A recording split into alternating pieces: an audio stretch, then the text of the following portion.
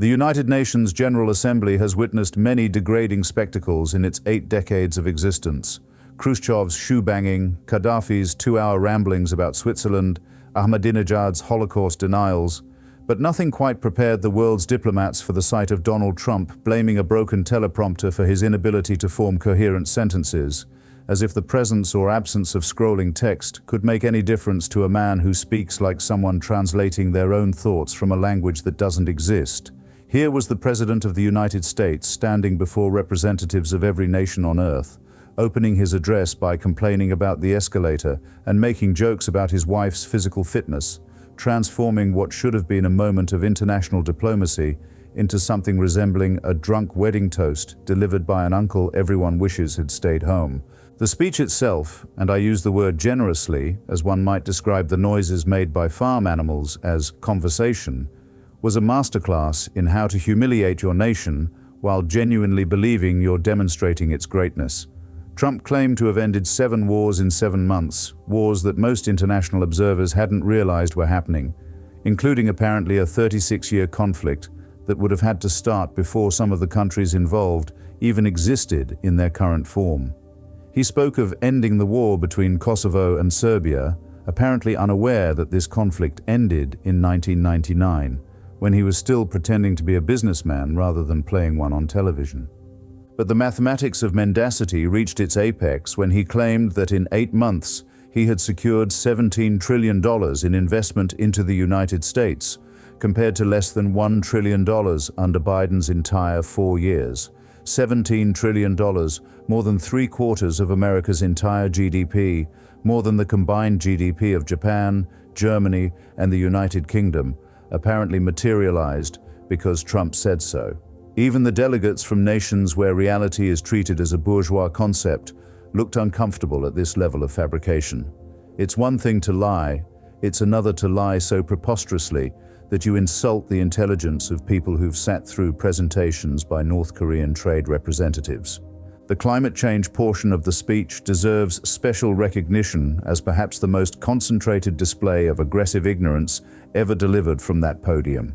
Trump, with the confidence of someone who thinks ice cubes disprove global warming, declared climate change the greatest con job ever perpetrated on the world, apparently forgetting he was standing in a building surrounded by water that's risen measurably since the UN's founding. He mocked the carbon footprint as a hoax made up by people with evil intentions, while boasting about clean, beautiful coal, a phrase that makes as much sense as dry, refreshing water. His evidence against climate science was that Obama flew in an airplane, as if the existence of air travel somehow negates atmospheric physics. By this logic, doctors who get sick prove medicine doesn't work, and Trump's multiple bankruptcies prove capitalism is a failure, though actually, that last one might have some merit. The crowd watched in stunned silence as the leader of the world's second-largest carbon emitter explained that wind turbines are pathetic and start to rust and rot, as if coal plants are immortal monuments that require no maintenance and produce nothing but prosperity and rainbow-scented emissions. The immigration rhetoric was precisely what you'd expect from a man who thinks compassion is a character flaw and cruelty is a leadership strategy. He stood there, in a building dedicated to international cooperation, in a city built by immigrants, in a nation that exists because of immigration, and declared that accepting refugees was destroying Western civilization. He cited prison statistics from European nations, 72% foreign nationals in Swiss prisons, without mentioning that Switzerland counts anyone without Swiss citizenship as foreign, including EU residents who've lived there for decades, or that the actual crime rate among immigrants is lower than among native-born citizens, or that his statistics were simply wrong. The description of Washington, D.C. as having transformed in 12 days from crime capital of America to a place where your wife can walk down the middle of the street with or without you and nothing's going to happen would be hilarious if it weren't so sinister. The vision of women walking down the middle of streets, not sidewalks apparently, but the middle of streets, as a metric of urban safety, reveals a mind that thinks about cities the way a child thinks about dinosaurs, as exciting fantasies with no connection to reality. The claim that he'd removed 1,700 career criminals from DC in 12 days means he was arresting 141 people per day, which would be impressive if it were true, terrifying if it were true and they were actually criminals, and typically Trumpian in that it's neither true nor even plausibly false. It's just sounds that emerged from his mouth like methane from a swamp.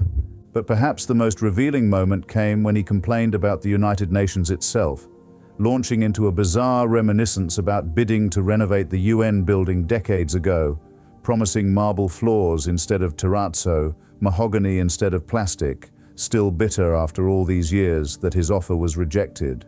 Here is a man so fundamentally narcissistic that he cannot address the United Nations without making it about a real estate deal he lost in the 1990s. He stood at the podium where Churchill spoke, where Mandela spoke, where Kennedy spoke, and he talked about floor surfaces and cost overruns like a contractor padding an invoice. The threat to Brazil was delivered with the diplomatic finesse of a mafia protection racket.